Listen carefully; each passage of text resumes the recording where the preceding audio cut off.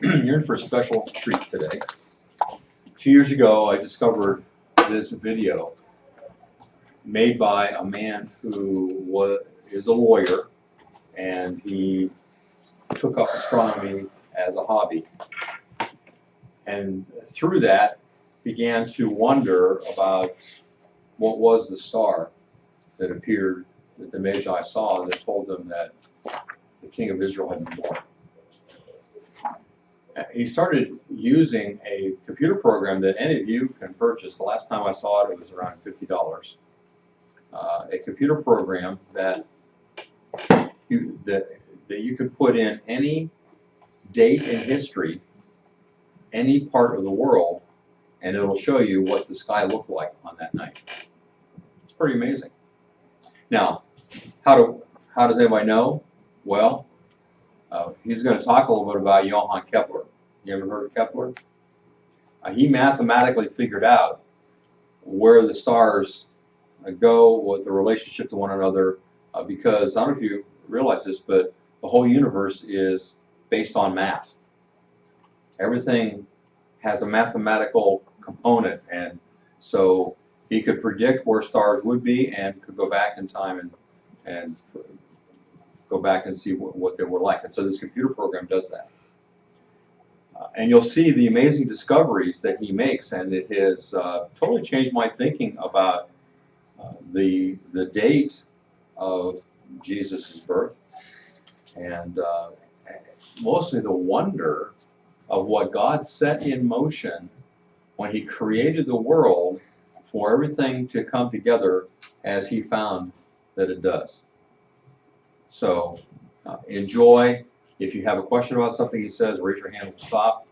But I think it'll be pretty self-explanatory. And I predict that if you pay attention at all, you will be amazed at what he discovered.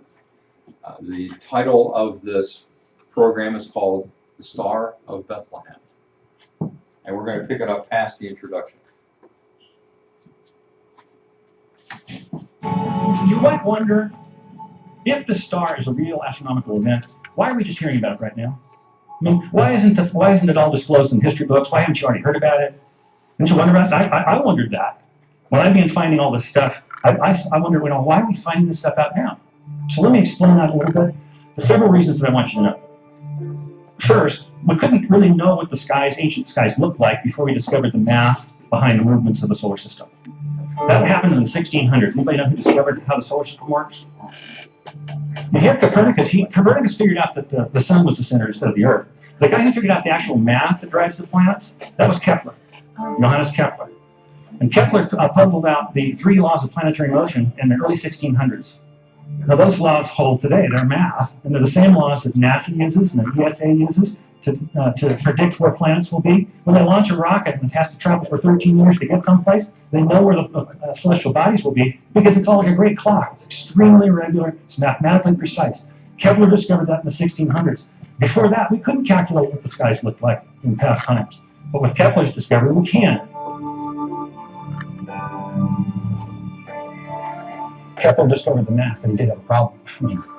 Math was the worst back then. It was done in your head or on paper. And you have a lot of calculations if you're trying to calculate the appearance of the night sky and all the stars in it. I mean, that's a lot of work. And the man used, a quill pen and some vellum probably, and probably took a long time for him to draw a chart, and that would be accurate. His math was excellent. And he would have an accurate picture, but it wouldn't be a snapshot. And if you calculated the appearance of the sky on the wrong day, or the wrong week, or the wrong hour for that matter, he might totally miss something very significant. But that all changed, today. I mean, that's one reason why we're hearing that the star next, is we've taken that math and put it into software. You can see the night sky from any place on the surface of the Earth at any time in history in an instant. And it's so fast you can animate the sky. Kepler was a religious guy, so the first thing he did when he discovered these laws, he starts cranking those laws trying to find what? The Star of Bethlehem. He wrote 2 books on it.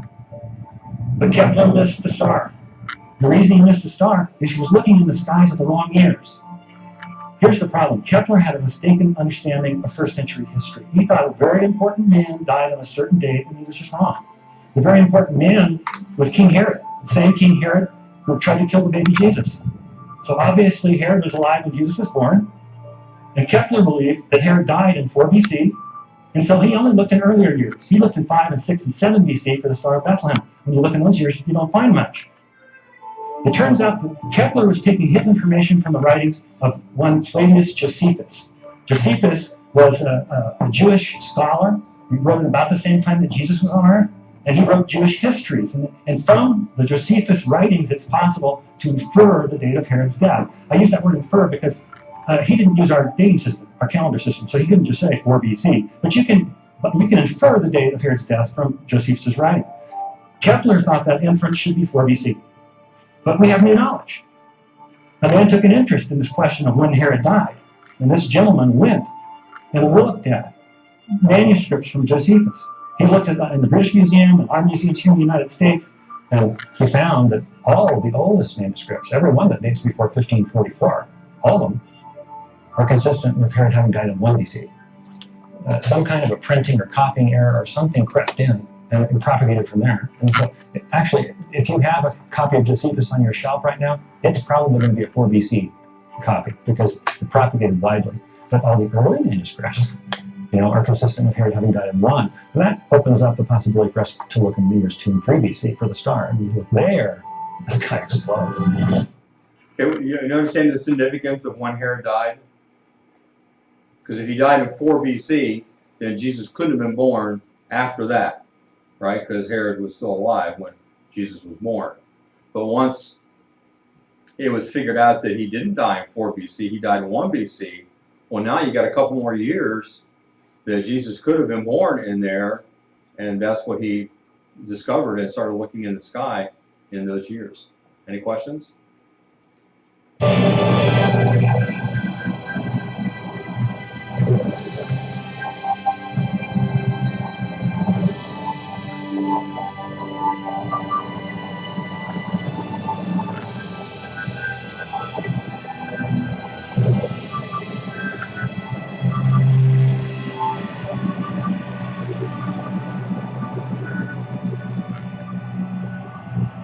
Now, a funny thing happened when I began to find all this stuff in that article and in a lot of other stuff too. I was finding signs in the sky.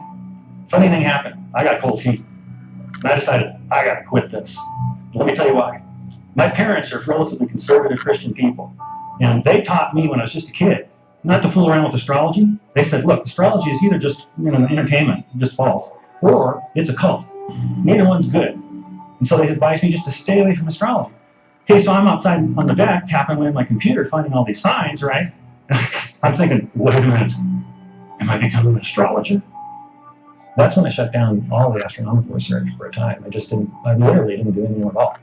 I instead did an extensive Bible study on the stars in the Bible, because I wanted to know, is what I'm doing okay? I mean, is it okay to look for signs in the sky, or is this weird? Let's go to the stars in the Bible. And we're going to learn that God takes credit for the constellations, takes credit for the stars. What's the oldest book in the Bible, anybody know? Probably Job. There's not complete agreement on that. There's some disagreement, but Job is likely the oldest book in the Bible, and most people think that Job was written before Abraham was called out of Ur of the Chaldees, before the founding of the Jewish nation. So it's an ancient book. And isn't it interesting that in the very oldest book in the Bible, we're already talking about stars, and God's taking credit for them. Let's have a look. In Job 9, Job is talking. He says, God is the maker of the Bear and Orion, the Pleiades, and the constellations of the south. Later in the book, God is putting Job in his place, and God says, hey, Job, can you bind the beautiful Pleiades? Can you loose the cords of Orion? Can you bring forth the constellations in their seasons? He answered, no. He's saying, Job, I made the stars. I made the constellations. I'm running the show. I'm controlling it all. So here's God taking credit for the constellations and stars. Let's have a look and see what Isaiah says. Isaiah writes, lift your eyes and look to the heavens. Who created all these? He who brings out the starry hosts one by one and calls them each by name. It's incredible. He brings them all out. He has a name for all the stars. Anybody in here ever seen a Hubble Space Telescope photograph? Raise your hands, I'm curious. Almost everybody has, but not everybody has. So I'm going to show you one to make the point. Let me give you something to look at while I'm talking to you. That's the Tadpole Galaxy, and I'll talk about it in just a second. Hubble, if you don't know, I call it a space telescope because it rides outside of Earth's atmosphere, so it doesn't have to look through our smog and haze and pollution and clouds, for that matter. It's out in the vacuum, and so it sees very clearly into very deep space. And since Hubble has existed, we've been able to learn so much about deep space that we didn't have any clue before. For example, we have learned that there are at least 100 billion galaxies the size of our own Milky Way.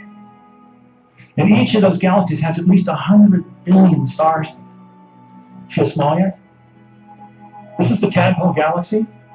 And I'm showing it to you. I think this is pretty, but also because I want you to see all these little dots. If the room is dark, you can see yet more.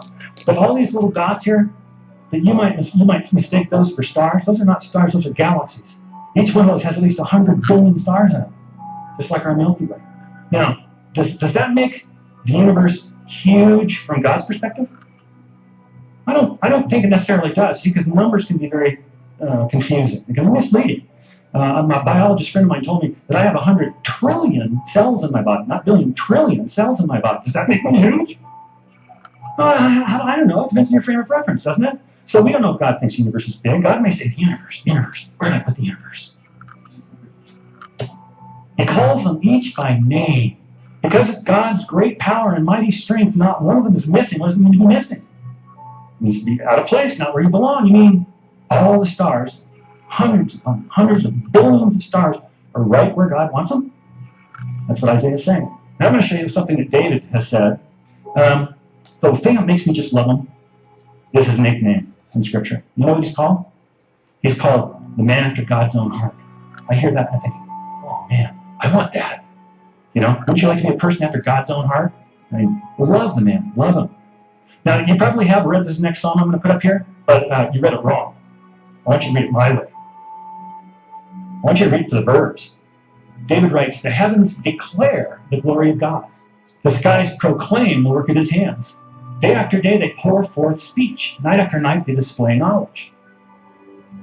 There is no speech or language where their voice is not heard. Their voice goes out into all the earth.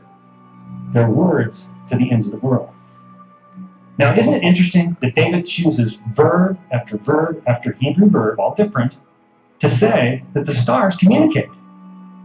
Fascinating. Now, in Romans, Paul's asking a rhetorical question.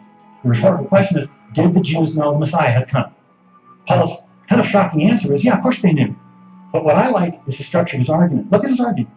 Paul says, faith comes from hearing the message, and the message is heard through the word of Christ. But I asked, did they, my people, the Jews, not hear? Of course they did. And then he quotes David. He says, their voice has gone out into all the earth, their words to the ends of the world. Let me just paraphrase that now. What Paul is saying, yeah, the Jews, my people, knew the Messiah had come because the stars told them. Now, do you make that argument unless something interesting is happening in the sky? You don't make that argument. So obviously something did happen in the sky. What was that? That's what we want to know. That's what we're trying to find out. The last authority is Jesus. He says there will be signs in the sun, moon, and stars. So is it okay to look for them? Well, I guess so. I guess so. But Mr. Larson, aren't you trying to play it both ways here? I mean, you say astrology is bad, but it's okay to look for signs in the sky? How does this work? You know, you can't have it both ways, Mr. Larson. Oh, yes, I can. I'm a lawyer. I can make a distinction, right? Okay, and my distinction, I'm going to call a thermometer distinction. It's a metaphor, of course, and thermometers, everybody knows how they work. They can tell you if it's hot or cold. They can't make you hot or cold because they're not active agents. They're indicators. That's how the Bible treats the stars. It was very reassuring. I quickly found out in that study that it's absolutely fine to look for signs in the sky. What's not fine is to think that the stars are running your life. That's astrology. And the Bible disagrees with that. In fact, there's such a distinction between astrology and what we're doing here that astrology was a killing offense in the Old Testament times. It was a capital offense. Okay, so we now know it's okay to look at the stars if we do it in the right way. Understand they can be signs from on high, but they don't actually run your lives.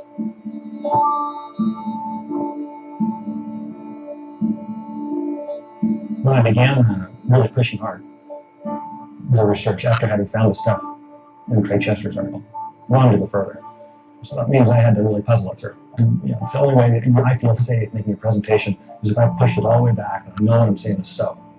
And I've got the back end filled in. So I went to Matthew and I treated it like it was the Bible. I mean, that was the real set of clues right there. And most researchers don't pay that much attention to Matthew, only to the extent they see, oh, there's a star. They basically don't treat the Bible seriously. You know, they find out there's a star, they see Matthew chapter 2, and then they throw away the Bible, you know, and just start looking around the sky. And for that reason, nearly everything in the night sky has been posed as the Star of Bethlehem at some point or another. Nearly everything. I don't have to go through and see, let's mine this for data. I'm looking for data points here. I'm looking for clues to solve a mystery. And so I went through Matthew very, very carefully. And found that if you pay close attention, there are 9 characteristics of the star. That's a fair amount of data. When you have that much data, you can quickly eliminate a whole lot of things that other people are proposing. Not because they're paying attention to Matthew. And I'm very conservative too about this issue. So if we find something in the sky that maybe fulfills A, I'm going to say that's interesting, but it's not the star. It has to completely line up with Scripture for me to think it's really the star. In fact, when you guys go home, if you get interested in this, you go home and you Google this deal, you're going to get a bunch of weird stuff coming up. You know, occult, strange, bizarre stuff. Fortunately, in most of the major search engines, my site's going to be very near the top because it's very well rated. So you can find my site, and I encourage you to go there. My site is called BethlehemStar.net. So let's go to the 2nd chapter of Matthew and look at the clues.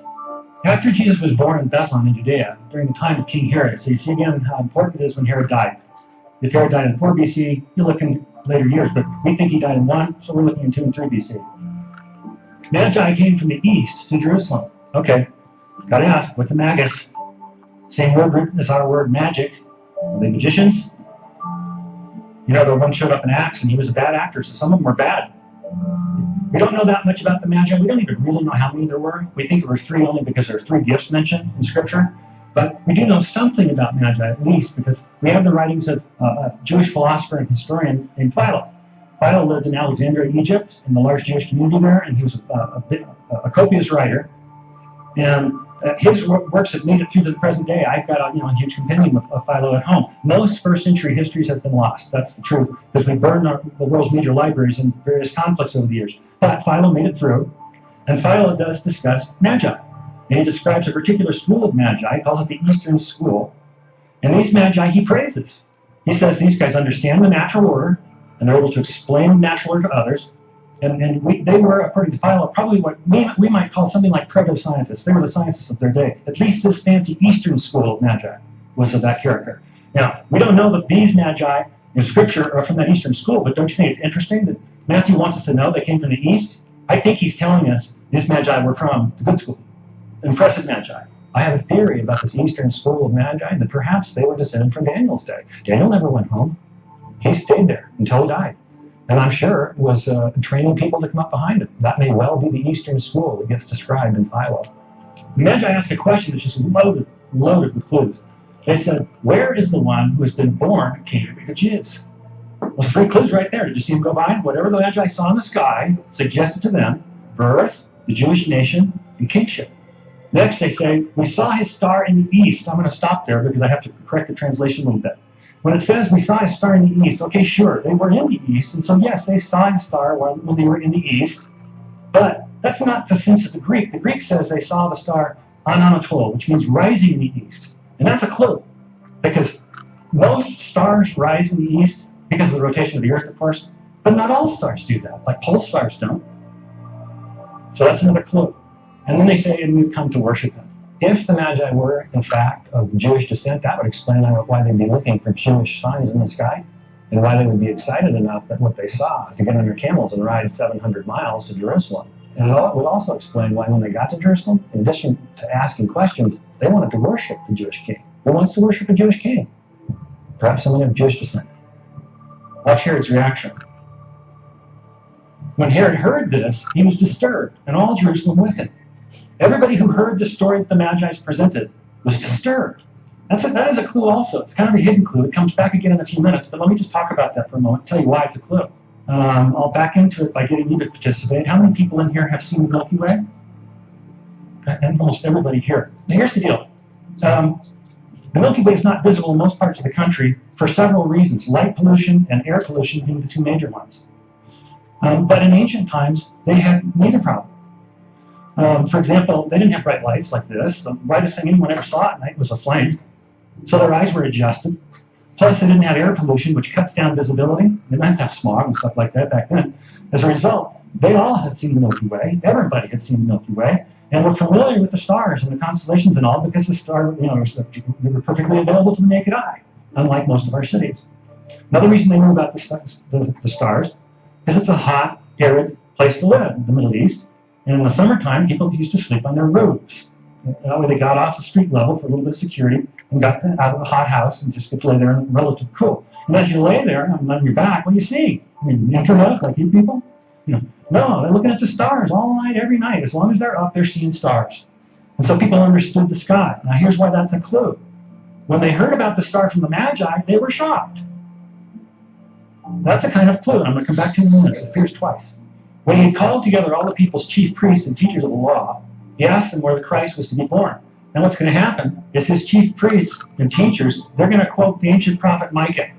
And it's a fateful prophecy, too, that Micah makes. In fact, if Micah hadn't made this prophecy, Herod wouldn't have killed all the little babies in Bethlehem. The king's experts say, in Bethlehem in Judea, they replied, for this is what the prophet Micah has written. But you, Bethlehem, in the land of Judah, are by no means least among the rulers of Judah. For out of you will come a ruler who will be the shepherd of my people Israel. That's how Herod decided to kill the babies.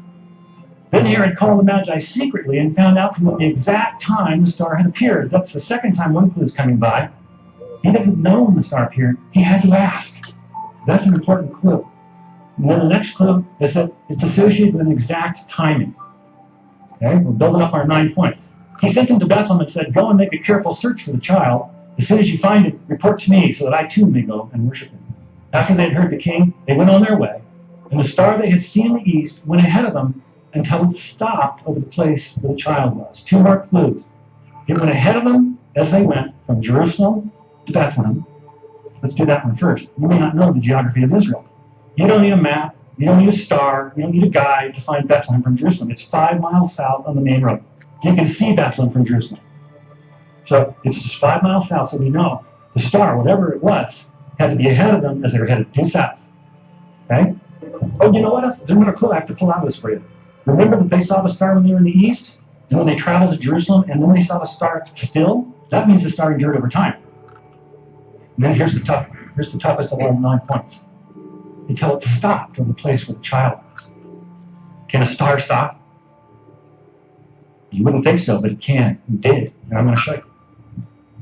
You now know more about the star than any of your neighbors. I promise you. You now know the 9 points that identify the star. So I'm going to give you a little quiz here. Don't worry, you'll do great. First, might the star have been a shooting star? Meteorite? No, I agree with you. Not. Well, why not? There are probably 6 or 8 reasons why. Doesn't stop, right? Shooting stars don't do that, right?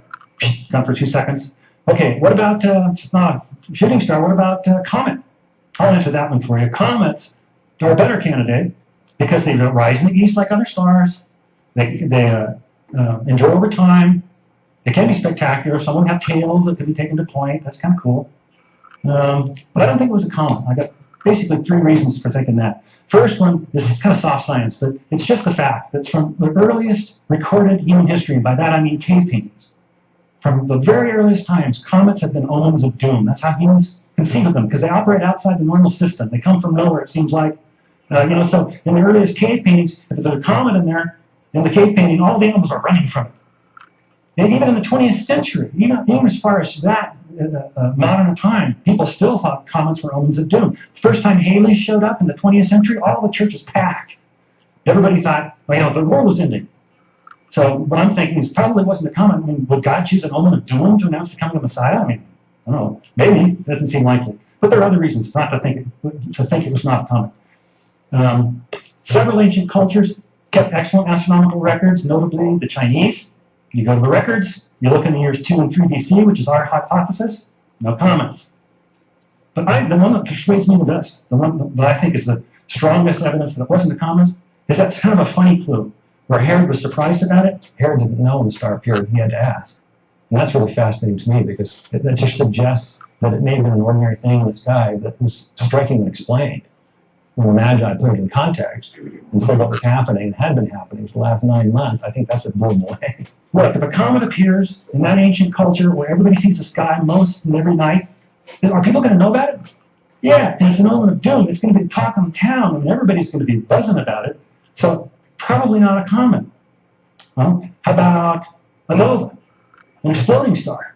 Now they appear at a point in time. That's good. Last over time, they rotate. I mean, I should say they rise to the east. Probably not a nova, though, for the same reasons. You look at the Chinese record, there aren't any nova recorded. And also, Herod would not have had to ask. You know, if the thing appears, everyone's going to know. So we wiped out everything? No, we haven't. There's another class of things. We have one class of stars that we call wandering stars. Today, moderns call them planets, but that word comes from the Greek verb to wander. They're called wandering because they move around in the field of fixed stars. When you go outside and look up tonight, you're going to see just this huge canopy of stars. We often visualize it as a sphere over the Earth. And those stars, most of them in that sphere, they move very, very slowly. Of course, it's really us that's moving, but the Earth rotates, and it makes the stars appear to rise in the east and set in the west. Right? Most stars then are in the fixed class, but then there are the wandering stars, the planets. And the planets move around through the field of fixed stars. They do interesting things. So might one of these wandering stars have something to do with Messiah's star? Well, that's going to be our working hypothesis. Anybody tell me what's the largest planet in the solar system? It's Jupiter. Jupiter's named for the highest god in the Roman pantheon. It's a gas giant, we call it. It's the biggest planet by far. It's about 11 times the diameter of Earth. It's hundreds of times more massive. Runs in an orbit way outside of Earth. It takes about 12 years to get around the sun. So might Jupiter, which has been known as the king planet from ancient times because it's the biggest one, might Jupiter have something to do with Messiah's star? Well, that's going to be a hypothesis that we can test. Now, it's not going to be enough to have a kingly name. Jupiter's going to have to do some pretty peculiar things to satisfy all 9 points from the Bible. So did Jupiter do that? So now I'm going to take you and show you the starry dance. We're going to go to the sky and see what really happened 2,000 years ago. This program, incidentally, is it's called Starry Night, and it's a fabulous program. I'm only going to use it just a little here today to show you something spectacular, but if you're interested in astronomy, it's great stuff. Used widely by astronomers around the world.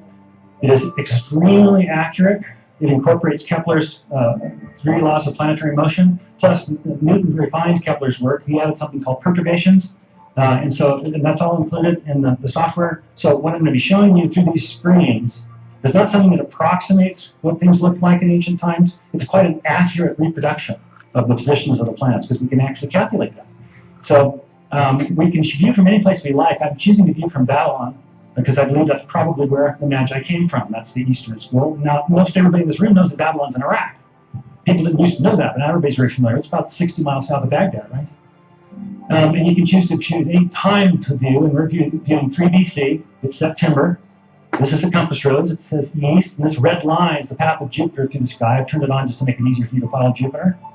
Now, when I animate the sky, what's going to happen is you're going to watch the screen increment, and it's going to kind of do it stepwise. And what's happening in between those steps is the program is running through all that math to make sure that exactly what you see is exactly what happened. So let's take a look. You see Jupiter rising. Whoa, cool, Mr. Larson. There better be more, right? Oh yeah, there's more. I'm already messing with you though, because there are actually 2 things here. Can you see the 2 objects there? Let me take you to another screen so I can enlarge it without messing this screen up. I'm just going to zoom in. And as I zoom in, you'll find that there are 2 objects there. This is Jupiter, the smaller object is a star. It has a name. It's called Regulus. That's the same word as our word regal. The Babylonians called Regulus Sharu, which means king. The Romans called Regulus Rex, which means king. This is the king star. We now have the king planet, the king star, coming in a very close approach. So I'm out there on the deck and I'm typing away and I find this and I think, well, that's pretty cool. I mean, I can see king there. Well, that was interesting. It was. The conjunction is interesting. It also made me suspicious, because, like I said, I'm a lawyer and I'm not an astronomer and I didn't want to be fooled. I don't want to find something that turns out to not have any significance at all. Maybe that happens every Thursday, So I start running my universe backwards and forwards, just trying to find out how often these conjunctions happen.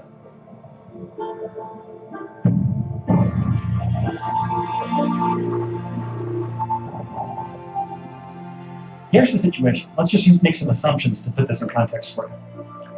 I don't know how old the Magi were, but let's just make some assumptions. Let's say you have to be an apprentice to become a magus. Let's say that you make the grade by age 20 or something. Then you got maybe 50 years until your eyes go bad and you can't observe anymore. So let's say they had 50-year careers. And let's put them in mid-career, just making some assumptions here. If that was the case, and if they were watching, weather permitting, if they were watching, they might have seen something like this 2 or 3 times before. So somewhat rare, somewhat interesting. Yeah, make a note of it. That's what they were into. But probably wouldn't send them to Jerusalem. Probably not. But of course, there's more. Now, I already told you, the wandering stars move about in the field of fixed stars, right? But they don't do it correctly. Just so you know, the planets misbehave. Let me show you what they do. Here's what it looks like. Here's what Mars looks like as it moves through the fixed stars. It moves along like you'd expect it to, but then it slows down and loops. Continues on a ways, and loops again. Well, what's with that, Mars? That's pretty weird, isn't it? Okay, I mean, it's just looping through the sky like that. That's exactly what it looks like, but of course it's optical. It's what astronomers call retrograde motion. Retrograde motion. It's caused by the fact that we're watching from a moving platform. Just like when you're driving your car and you pass somebody on the roadway, they appear to drop back. They're not really going backwards. You're just watching from a moving platform. Same thing, we're watching from Earth. And so when Earth spins past another planet in its orbit, that planet may appear to act strangely, move backwards, retrograde motion. And Jupiter does that, of course. Jupiter's retrograde is very shallow. If I can get my star to go on. Jupiter goes like this. It slows up. It doesn't blink like that. And it does a very shallow little circle. Kind of a little, like that. Yeah, it kind of looks like a halo over somebody. So did Jupiter do that at an interesting time? Well, yes, it did. Let's take a look. I'll animate Jupiter and let it drop a tail so you can watch it.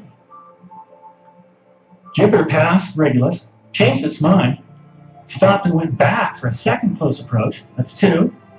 Passed Regulus again, changed its mind, and came back for a third close approach. Triple conjunction, much more rare, much more rare. And if you choose to see it, Jupiter has just drawn a halo or a crown over the king planet. Interesting. I can see king there, can't you? I can see king, right? Some people would say, well, king, you know, new king, or maybe it means birth. I don't know. I can't get much more out of that, but I do see king there, very sure. A lot of stuff still missing, though. I mean, I don't see the Jewish nation up there anyplace. So, of course, there's more. Next, I want to ask you a question.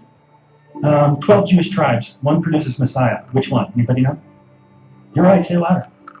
It's Judah. That's right. What's the animal symbol for the tribe of Judah? That's correct. Okay, good. Let me take you to the first book of the Bible. Look at Genesis 49 for a prediction of the coming Messiah. We read, "You're a lion's cub, O Judah. You return from the prey, my son.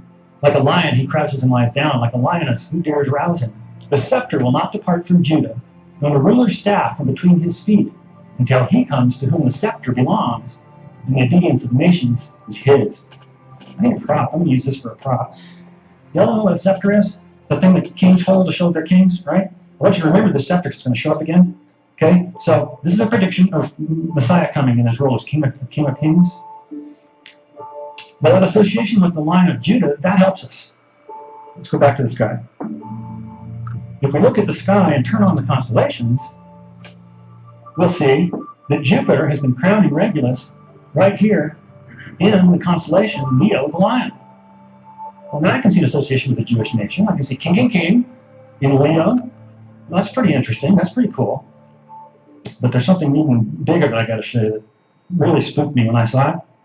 And to do that, I'm going to take you back to the Bible, to the last book of the Bible. We've just been in the first book of the Bible. Now we're in the last book of the Bible, Revelation. And I want to talk a little bit about Revelation first and about its author, because I want to make sure you're all on the same page. It was written by a man named John. I think we'll stop there today, since he's going to be going into the book of Revelation.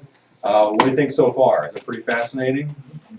Yeah, very interesting. And as we go along, he'll give us some dates to put up with this as well. So pretty exciting stuff. It helps us understand a little bit more about what actually occurred there.